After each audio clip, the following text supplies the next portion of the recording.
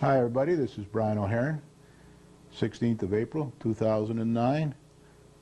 I put back, oh dear, what can the matter be? Because tonight we're going to be talking about what the matter is and what it can be. It's nothing new. It's the same story I've been talking about for 4 to 5 years, and we're slowly inching ahead, but we have a long way to go. Tonight you will see a picture of a portion of the major developments on the Enterprise Corridor between Winsted and Torrington. Once underway, as I've said many times in the past, these developments can produce between $5 million and $8 million additional tax dollars each year for the town of Winsted once they're complete. There will be some tax dollars along the way, of course, and at the end of between $5 million and $8 million in additional recurring tax only, not including all the hookup fees and water and sewer fees and everything else that happens around town. So the town will be really benefit by this money. This has been a very difficult budget year, as we predicted, because of the town's financial history, the poor economy, and the town's lack of preparedness for the unanticipated but long time in coming economic shock. Despite the difficulty, the town manager and the Board of Selectmen, with help from the Board of Education, have proposed a fiscal 9-10 budget that has a zero increase for the existing taxpayers. This year's cuts are still being reviewed, and major decisions must be made by the Board of Education on how to achieve the latest recommended cuts, about $400,000 worth as I understand it, in addition to what they had already done themselves. We must all continue to remember that this is an election year, and in a Winsted election year, as in many other election years in the other towns and cities and states and countries, every management decision, especially the difficult decisions that these businessmen are used to making, is closely scrutinized, or in the case of some others, not scrutinized at all, and exaggerated in one way or another by the political party or parties or candidates that lost in the last election and want desperately to win in the next election in November 6, 2009. That's politics, and it is their duty and prerogative to point out their position, as long as it's done responsibly and objectively, which often it isn't. But remember that a great deal of what you read in the newspapers is political posturing by one minority or another in an effort to discredit the incumbents, certainly the 5 Republican incumbents, and may not always be factual. Get to know these selectmen, all 7 of them, and the town manager. Understand what they're trying to do. Don't just listen to me on this program. Talk to them yourself, and let them know your thoughts in a professional manner. Since, in my opinion, the town's main problem remains financial, as I have been reiterating over the last few years and the last few weeks, we are unable to fund many of the services, the wants, and the needs that we have not seemed to be able to afford in Winsted since the flood of 1955 and the evacuation of most of the successful factories. The word national and local economy, the world, national and local economies, have exacerbated the town's normal problem.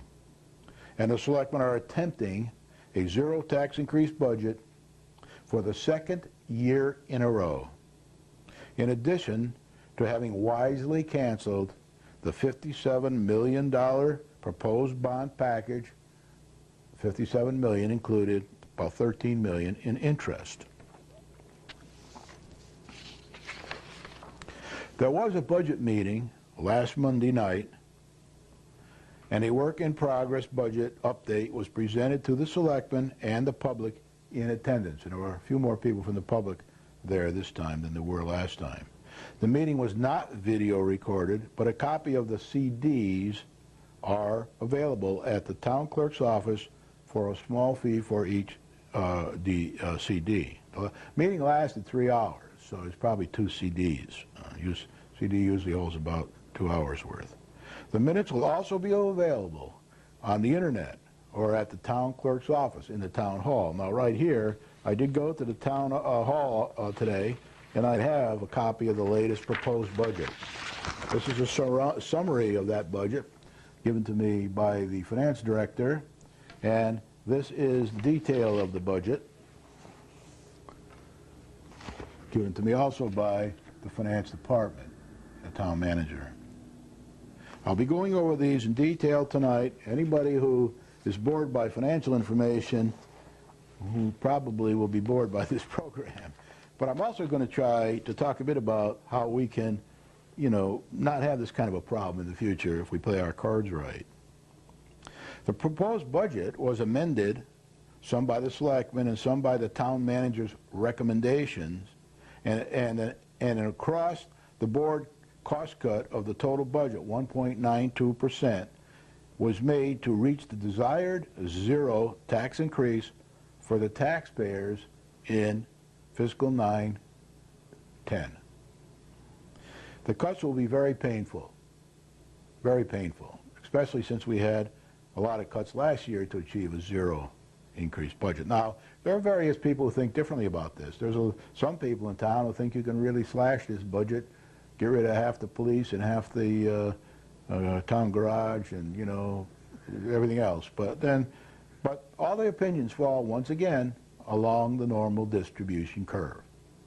So you have extremists on the right-hand side and the left-hand side, and most people fall in the middle and do understand the problem, and that's the silent majority usually. The cuts will be very painful to both the town and education budgets. I will display the latest figures received from the town tonight. I put them into a format that's easier to use on TV, so you don't have to look at these documents. But if you want a copy of these documents, you can get them from the town clerk's office or the town manager down in the town hall. I believe they're available starting today. A few people even, I think, got them maybe yesterday. The annual town budget meeting will be held on May 4th, 2009 at 7 p.m. in the Gilbert School Auditorium. At this meeting, the budget can be decreased but not increased. Now, there are reasons why certain groups in town don't want this budget to pass, even though it's a zero increase. One reason is a lot of the people in the education side don't like Plan B. There's another whole group of people who don't like any cuts at all made to education. And there are some people who want more sand and salt and things like that. So at this meeting, the budget can be decreased but not increased. At this meeting, a date, at this meeting, a date will be set for the annual town budget referendum where, of course, the budget can be denied or approved. All in town are welcome. You don't have to even be a voter. You just need to be in town. You can bring your children. You can bring anybody you want to sit and watch the process. And I always say, try to do it in a professional manner, respect other people's views, and try to do it in a way that other people will listen to you instead of turn off. When you hear people shouting and screaming, you have a tendency to tune out, in this day and age anyway. I can't even go to a movie now where there's 17 car crashes and 14 murders because I tune out after the second car crash and the second murder. At the annual town budget referendum, the voters will accept or reject the proposed fiscal 9-10 budget. The next year will most likely be in the same predicament, as unemployment is a lagging indicator and may last a few more years. Unemployment will be around long after the economy is on the mend. And as long as we have unemployment, and we have tough times for local people, state people, and people in the United States. And it will be over 10%. There are 5 or 6 states that are already over 10%, and more are on the way towards that. The average, though, is still in the 8s, 8.5 or so. If the proposed budget is rejected at the referendum, the entire process will be repeated again, and repeated again, and repeated again, until a budget is passed. There is no limit to how many times they can go back through this process. The last time it was 6 times. I think the average over the last 10 years, I did it a while back, it's probably like 2.5 times. Now I'm going to go to the agenda, which I won't do right away. I'm going to put some other things up here. A couple things happening at the university over the next few weeks. Tonight's the last night of the poetry festival that I told you about last week. By the time you're watching this program, it'll just about be over. It starts at 7 o'clock. But if you want to get down there for the last hour or so of it, down to the auditorium at the college, you can go to that, and if you have some poetry, you can read it. I have been thinking about going down there and reading my some of the things I wrote for this show, and The Lament of Caleb Beach, for example, but I can't because it's right in the middle of my show here. But anyway, there's another event coming here on May 1st, 2009 at 6 p.m. It's called Light Cameras Action.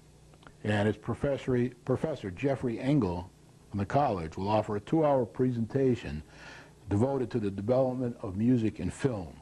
The lecture will start with a silent era, when live performers provided background music, to the advent of recorded sound during the mid-20s, and the first original full-length film scores a decade later. Professor Engel will use film clips and music soundtracks to illustrate his historical survey. Food and refreshments will be served, and admission is free. If you want to go to this, I suggest you get down there and you get some of these free tickets. And I think you don't have to pay anything for them, although they got $15 a piece. The thing is free. But if you get tickets, you're guaranteed a seat on the night. So if I were you and you want to go, if you have an interest in film music, then go down and get some tickets at the university, and then you have a reserved seat. The next thing I want to show from the university, I spent a little college, it's called. Tony Canava always corrects me because I say university, but it's college. There's a college in this town. They're going to have a summer opportunity service. And if you're looking for a summer employment and you're between the ages of 14 and 17 and 18 and 24, then you can earn $960. You can work on exciting projects. You can learn employment skills and do some jobs shadowing. So that's from between July 6th and August 23rd, Monday through Thursday. And applications are available at the NCCC Academic Skills Center. You can contact 738-6351, and whoever answers there will be glad to help you out. So if you're a student or not looking for summer work, and 3 college credits for this computer applications GED, a GED is needed for that if needed, and clay animation, web design, and robotics for the 14 to 17-year-olds. This here is for the 18 to 24-year-olds. So that's something you might be interested in. Now, the other thing I want to show you before I start with the agenda is the corridor between Winston and Torrington. This is the corridor, center of town. Go down the corridor. This is the GIS map. The town garage is right about here, and these are just approximations. The state building here that's thinking of moving out of town, Department of Motor Vehicles, is about here. The sewer runs down roughly to here. Water runs down roughly to here. And then down here, up in the mountains, up in the hills, next to Highland Lake, which is over here, are the major developments we'll be talking about tonight and have talked about many times in the past. So this is a picture of that, and I'll get it put in the computer next week or so, and then we'll have it to show from time to time. So we'll be talking about the Enterprise Corridor between Winston and Torrington quite a bit tonight, because it's the answer to a lot of the problems that we are running into today. The agenda tonight is very simple. Comments, Most of the program will be spent on the town budgets because we now have a proposed budget that equals zeros if approved at the town budget referendum, and no changes are made at the town budget meeting. Now, if changes are made at town budget meeting, they will go forward to the referendum, and then a decision will be made to either pass the budget or decline it. And then, so most of the program this week will be on this because I got a lot of numbers to go over with you. I might lose you, but if you have it, if you can tape this program, you might want to tape and then run it again if you miss something, or just go down and get a copy of the budgets from the town hall and work it out for yourself. Then I'll talk about the progress this week with the President, Congress, and Federal Reserve, the Treasury, the state, and the town financial progress. And there isn't as much this week as normally, and it's just as well because we have our own discussions here on the budget that will take most of the program. The proposed tax increase, according to the existing proposal made by the selectmen, is 0% if passed through the process and at the referendum. The proposed budget, it breaks down this way. These are numbers right from the town hall. Any mistakes are my transposition errors, but town, $9,122,652. The capital is $896,807. The debt service is $556,816. The Board of Education's budget, about 65% of our budget, is $19,462,397, for a total of $30,068,672.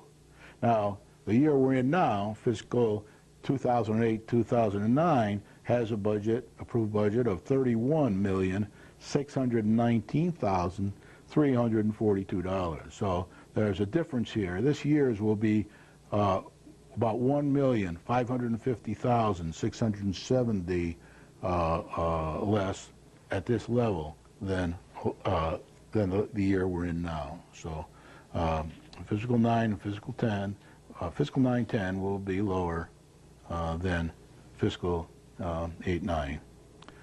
The state aid has decreased by $1,061,280.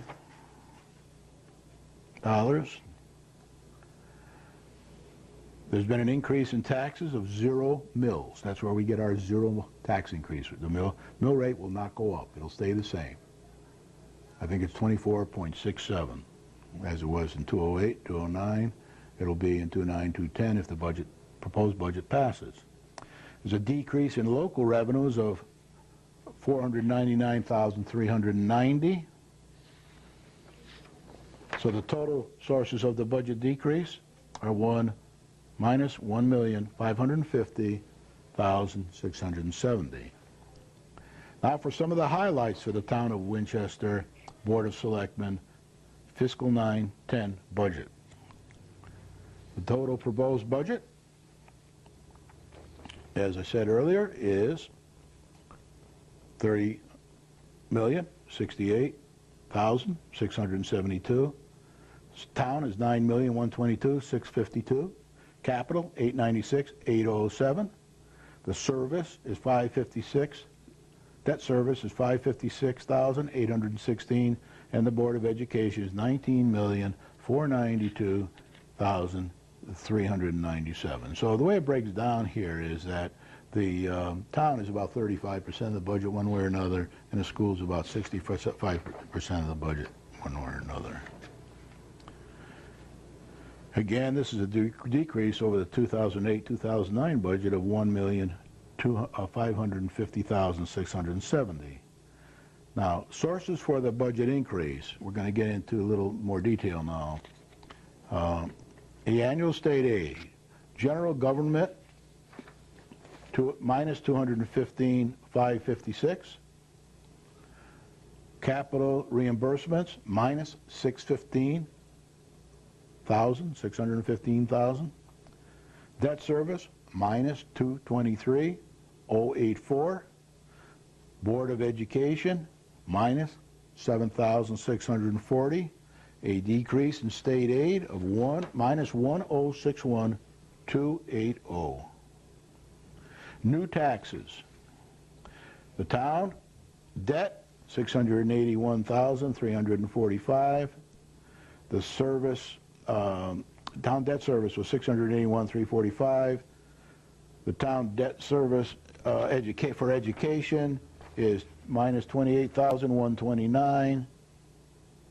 The Board of Education is minus 750,211 for an increase in taxes of 0%. Local revenues, permit fees minus 50,500. Not as many people are getting permits this year as last. Town clerk revenue, again, minus 45,000, less than last year. Investment income is 25,000, minus 25,000, less. And other local revenues are 44,199. The fund balance is minus, there was a minus here, 44,199.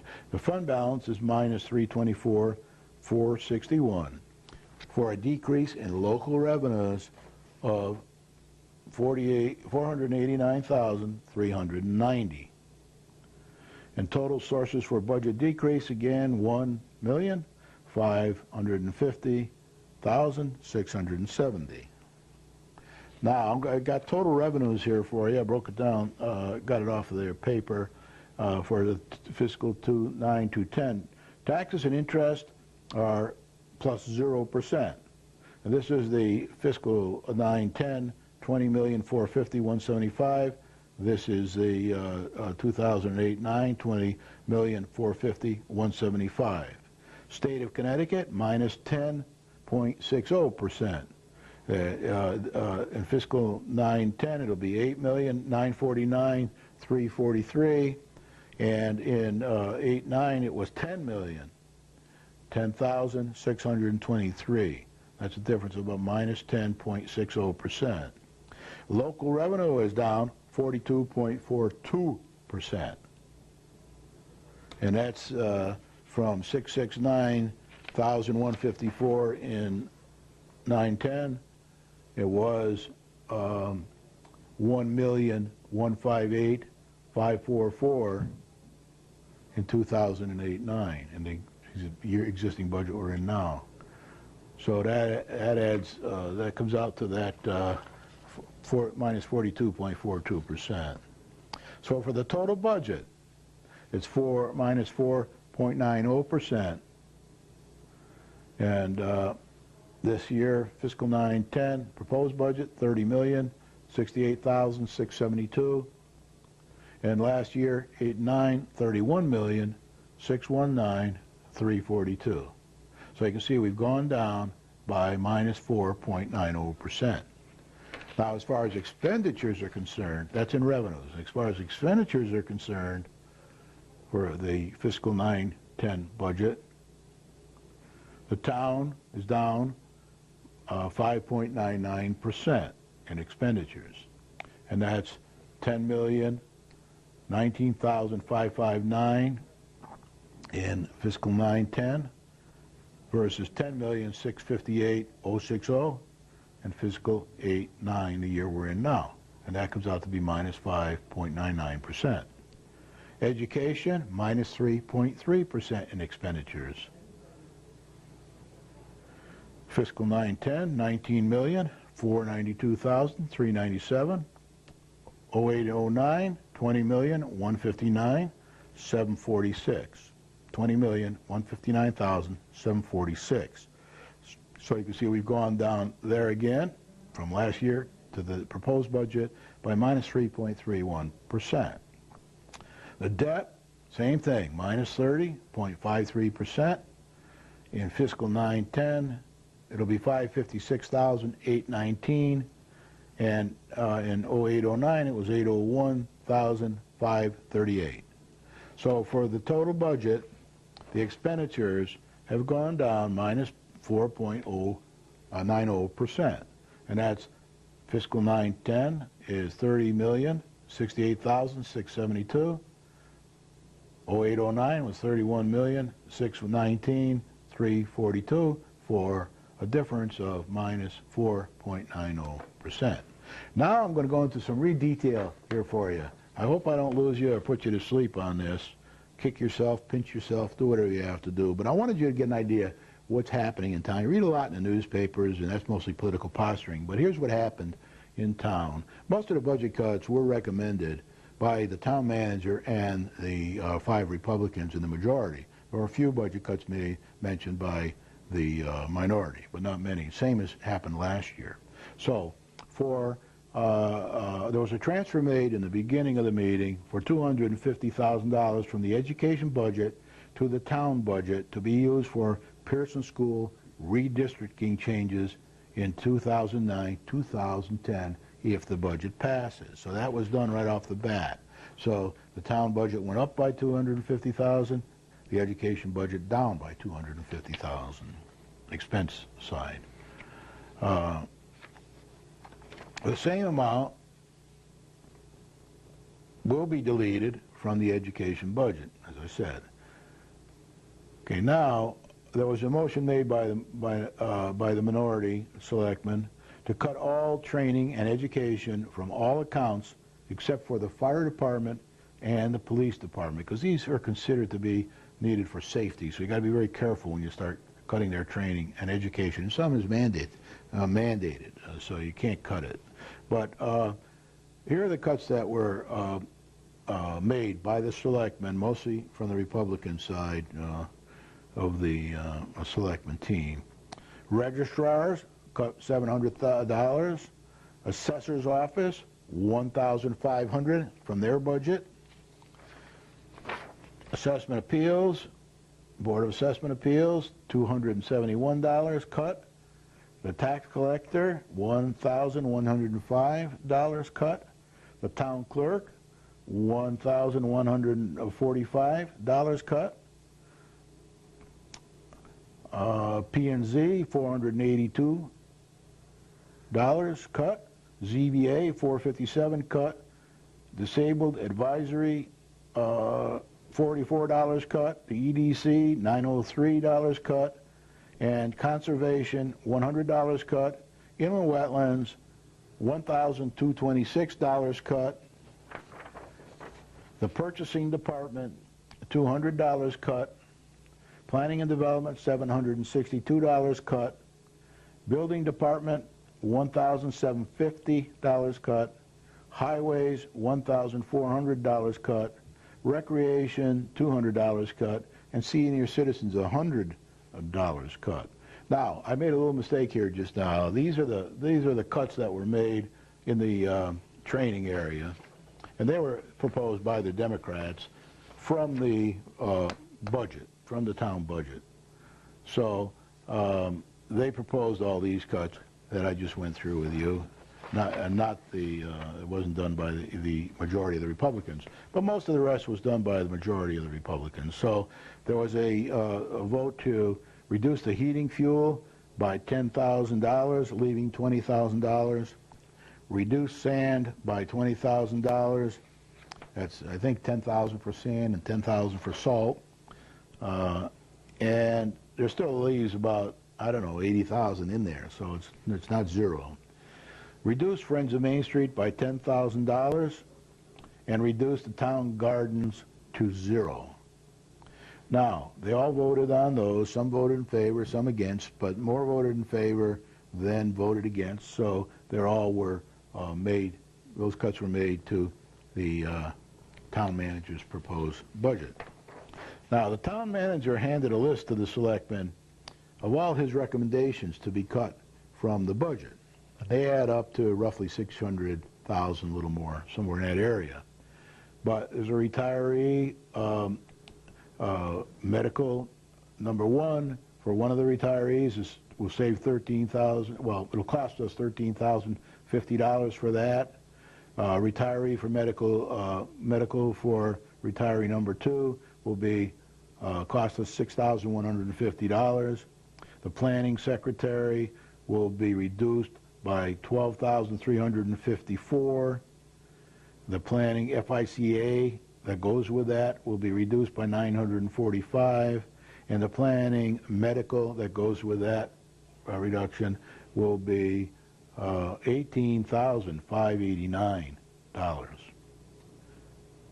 The building department secretary will be reduced by $17,390. The building department FICA for that secretary will be reduced by $1,330, and the building department medical will be reduced by $4,091. The police secretary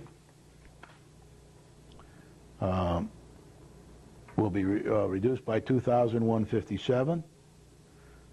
The police secretary FICA, $165, and the police medical will be increased by $13,382. The road maintenance will be reduced by $200,000. That's tar and materials and whatever else is in that road maintenance budget, and you can get a copy of that from the town hall if you're. Remember, this is the third largest budget, the town garage there.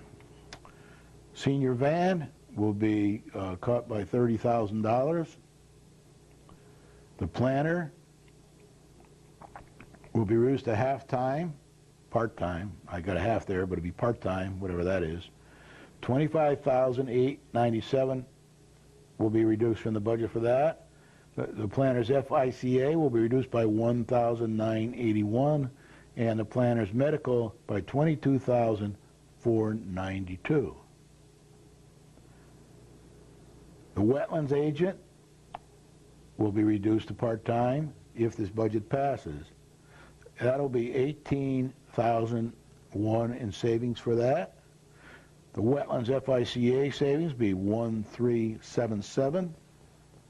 Wetlands medical insurance will be a savings of $17,378.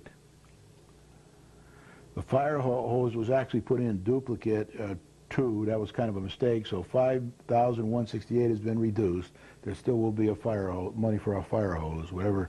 I think they're putting money aside to buy one in a longer time frame.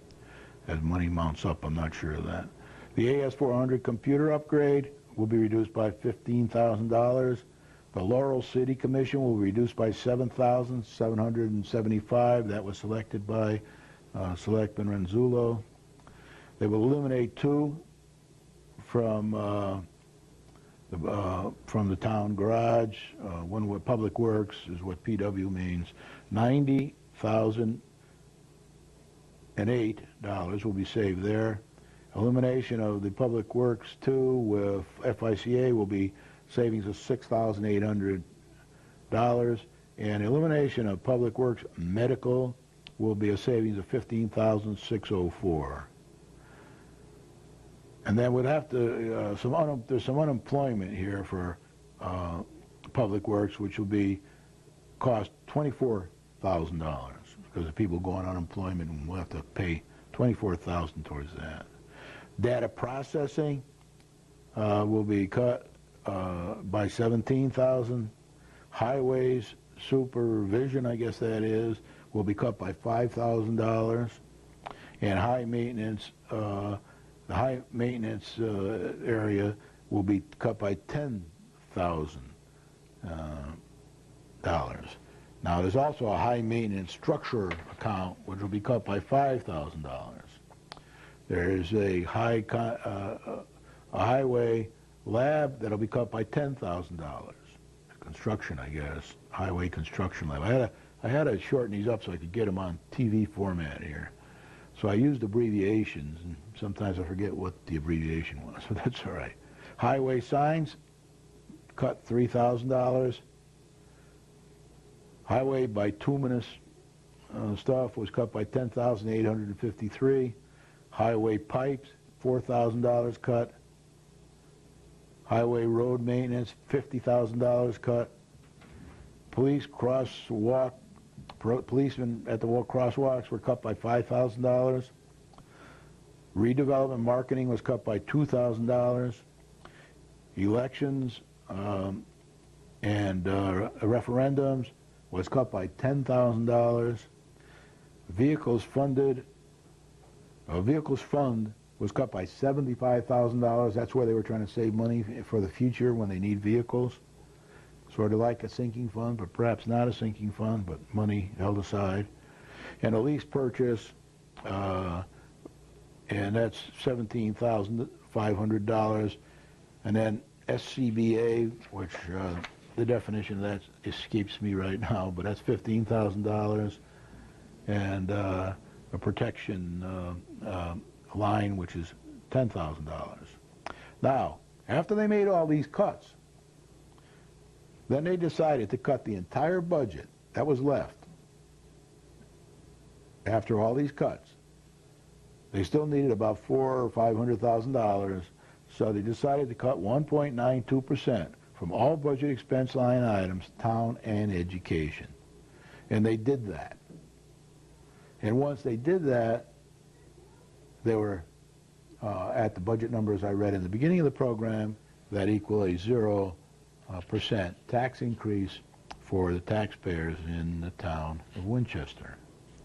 So that's kind of it on the budget. I hope I didn't bore you to death with those numbers, but I thought there would be people out there who were interested, who do have family working in town, and who are interested in how these cuts are going to be made. Now, I can tell you, nobody, it's a normal distribution curve about who agrees with each of these cuts.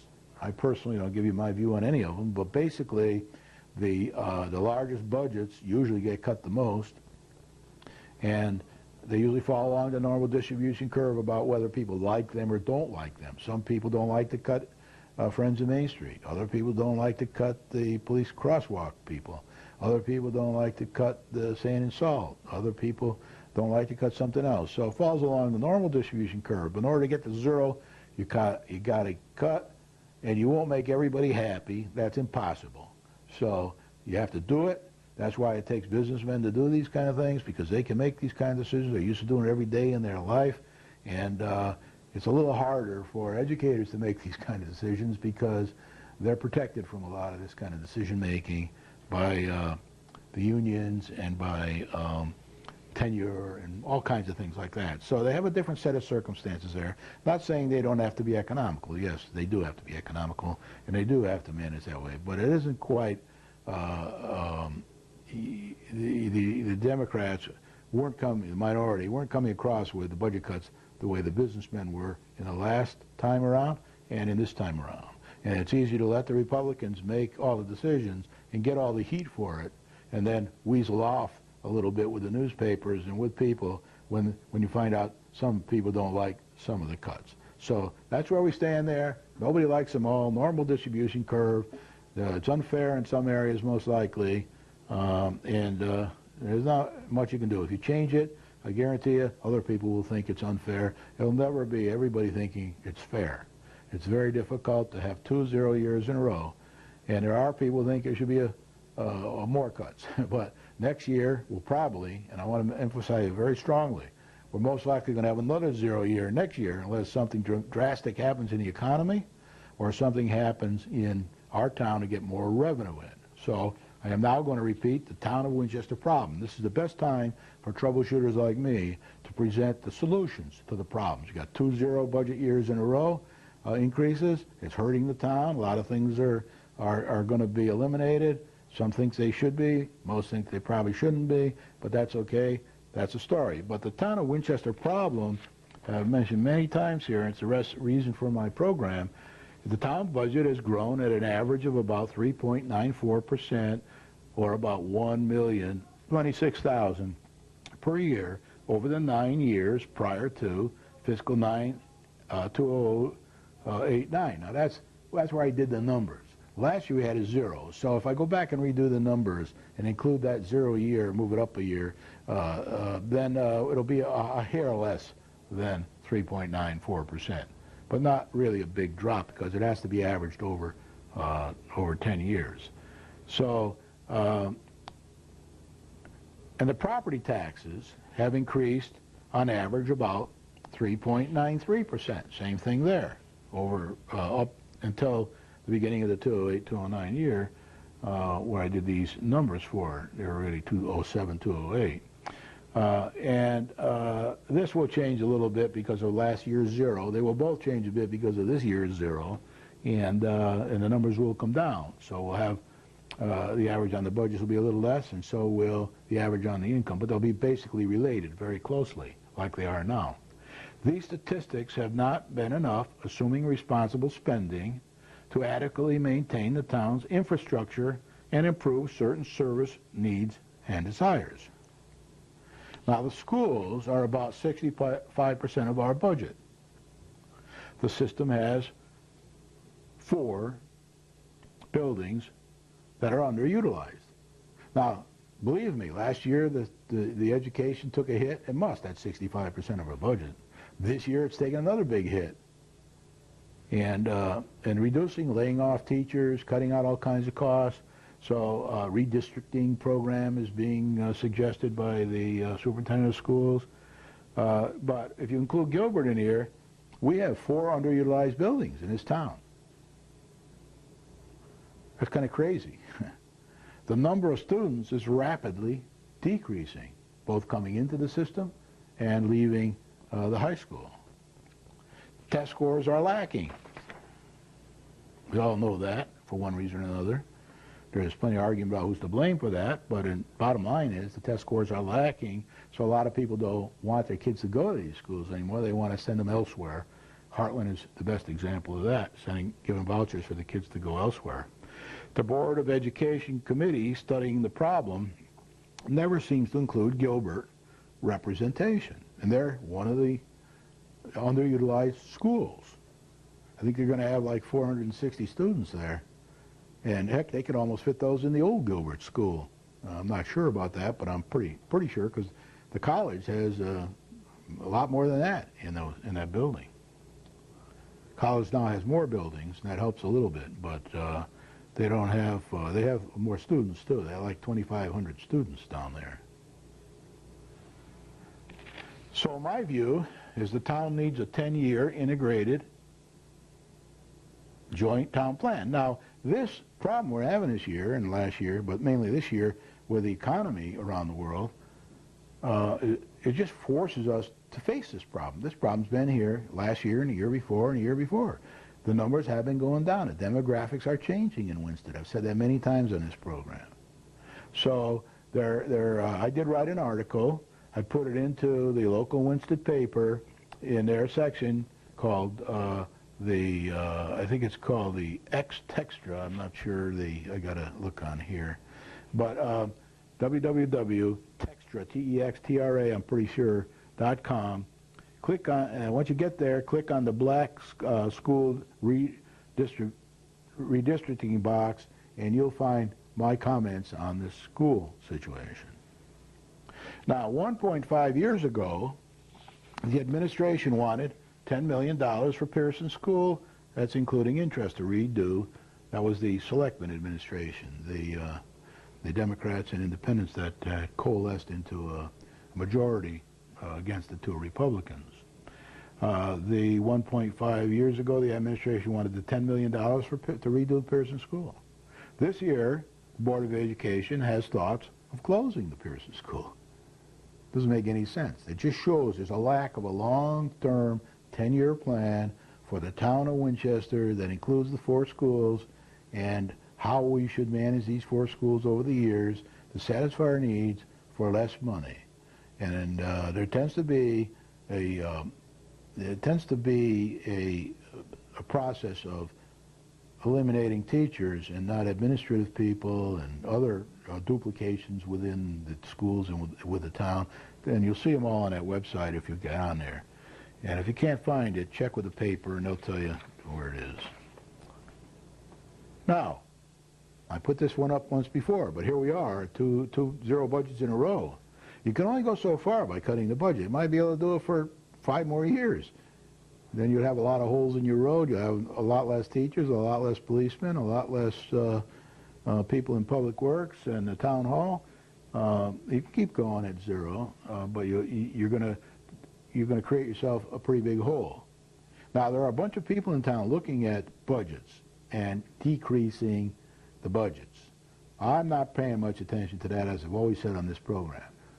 They can keep doing that. Plenty of groups looking at that for all kinds of reasons. What I'm looking at is trying to get more revenue into town. So what I say is we had 500,000 or even $1 million more dollars coming into town because we had a couple new factories or because we had the development starting to move along, producing some additional recurring revenue, we wouldn't be in such a hole this year that we are in now. Can't blame it all on Wall Street. Can't blame it all on the government. You can't blame it all on the state. We can solve our own problem here by moving faster. These developments have been trying to get into this town for 5 years. My guess is it's going to take another 3 or 4 years before they even start building. Partly complicated by the town and partly complicated by the recession. And let's hope it doesn't turn out to be a depression, because if it does, we'll be even longer than that. So as I said in many programs, we don't have much new additional recurring revenue coming to town. We're losing it faster than we're gaining it. So these numbers are going to change for the worse, not the better. And as far as I can see, we're not really getting a lot of money extra this year from the state, from the federal government, and the state is projecting even worse times next year. I guess they're going to be from 3 to 5 billion less revenue for the next year. And that's just what I read in the papers. It might be changed a little over the last few weeks, but I don't think so. Now, the town is 35% of the budget. Additional recurring revenue is needed to meet the needs of the town and the schools. And as well, I never want to forget about cost control, because when I wrote my green papers, I included a page or two on cost control, things you can do in town. And some of those are happening now, forced by the zero budget increases caused by the difficult times in the economy. Now, also remember that about $6 million of our money, give or take a little, comes from the state. And that money may or may not be coming to us much as rapidly and as thoroughly in the future. We don't know what we're going to get this year for sure, and we don't know what we're going to get next year for sure. So we're totally at their mercy unless we get some more recurring revenue in town. And to be honest with you, I don't see any more recurring revenue for next year. I see less, probably, from what I can see. Now, the two major developments may equal 45 to 80 additional Howmets. Howmet is now Howmet Casting and Services, Inc. property taxes. They're the largest taxpayer in town, the best of my knowledge. Well, I did get this from the town hall, but things change pretty rapidly around here. But they have property taxes of $35,439, and they have equipment taxes of $74,890. That's where all the equipment's lathes, machines, whatever they have in there that gets charged. That adds up to $110,329.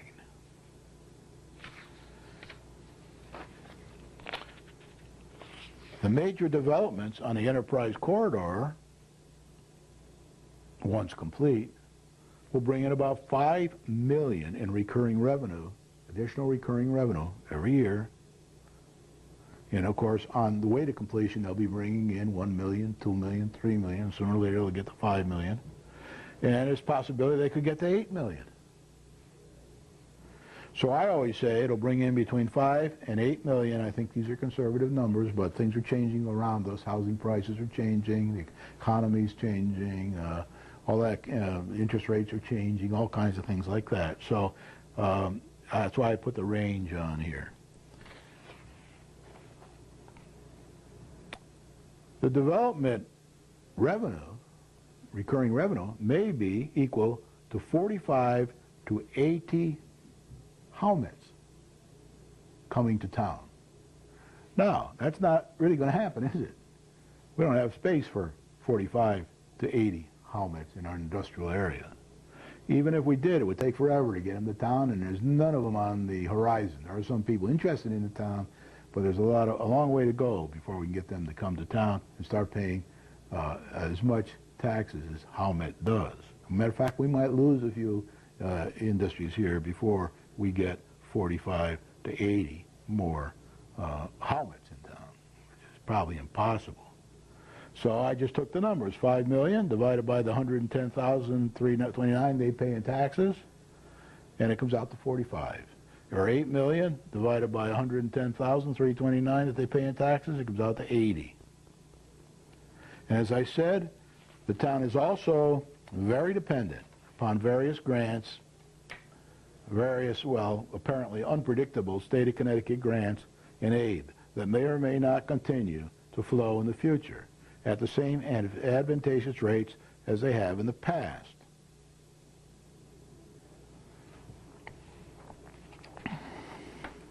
Now, if you want to find out something interesting, just go ask somebody in the Board of Education how much money we're going to get from the state each year for the next 5 years. You won't get a real solid answer there. I want to point out to you now a few things. I can't get through all of the national stuff, but I do want to point out that I just read today that the Canadian pension plans, the private pension plans, were hurt last year as falling stock markets drove assets below the plan's obligations. If you look on the internet, you can see and read that article, and it's very, very interesting. But guess what? It points out that these private pension plans that people have could be very, very much in danger, and some might even go under. That's just Brian's view. It'll be a long time before that happens, and the government, I'm sure, will try to bail as many out as they can. The housing starts, U.S. housing starts fell in March by 10.8% to a seasonally adjusted annual growth of 510,000 units, the second lowest since 1959. And this happens after a surprise surge in the previous month. Okay, I think this week we had so much to do in the local area that I didn't get to go too much to the at all to the federal and the state area. But I can tell you, we haven't received any decisions from the state up to now that I've been talking about over the last few weeks, in addition to what I've already presented to you that we had coming from the state. And we haven't received any decisions from the Letco on the stimulus money that we may or may not get. I wouldn't expect too much there, but until the decision is made, we don't know. So what I want to point out to you on this program, the same program where I tell you for the second straight year, we're having a zero, if the proposed budget gets approved, we'll have a zero increase in taxes and a big a drop in services, whether people think they're needed or not. And we most likely in line for the same for next year, another zero increase in the budget, which the town manager and the selectmen should begin planning for right now. And if it doesn't happen, that's another story. But sometimes it takes a year to plan for these zero increase budgets and do it properly. So I think you'll find that people will be worried about that and they'll be looking at it. But what we need to do is speed up the revenue side. We need to get going with EDC, planning and zoning, and anybody else who's involved, real estate agents and all. And I did write a paper for the EDC, and I suggested that they start looking at management by objectives each year for the next 5 years to see how much revenue are we going to get in this year, how much next year, how much the following year, and for the 2 years after that. Manage them by objectives and manage them by exception. And in that approach, you would actually list what factory is coming to town and how much tax will they pay and how long will it take for them to get here and start paying the taxes. And when will they hit peak on the taxes? And when is the development coming to town? When will they start shoveling in the ground? When will they start paying taxes and when will they reach peak? The 5 million to 8 million. And that goes for everything going on in town. And right now, we don't have that piece of paper. I can't tell you, and I told you the same thing 2 years ago. It doesn't exist. But you can't manage a town that way. So the answer lies here, within the town. It could be exacerbated by the state and the feds, but, we can help ourselves, and we can get into good shape. There are plenty of towns and cities in America that are in good shape despite the recession, because they planned and they had a backup and they had a war chest and they had people who understood how to manage the town. So the Republicans are chasing this revenue. They want to get this revenue into town. The Democrats are dragging their feet. What we need to do is get moving and get going and not take the long road to Rome. We should be taking short roads to Rome. And I think also the Planning and Zoning Commission should speed up a bit and get this POCD approved. I've heard a lot of reports that they're not far from it, but there's always something to hold it up another month or two into next year. We should get it done before the elections. Let's get moving on it. Let's help ourselves, and let's make sure next year that we don't need to have a zero increase budget unless it's absolutely critical. With that, I want to thank you. I'll see you again next week. May 4th is when we're going to have the annual town budget meeting. Please come and express your opinions in a polite and responsible, professional manner. Thank you.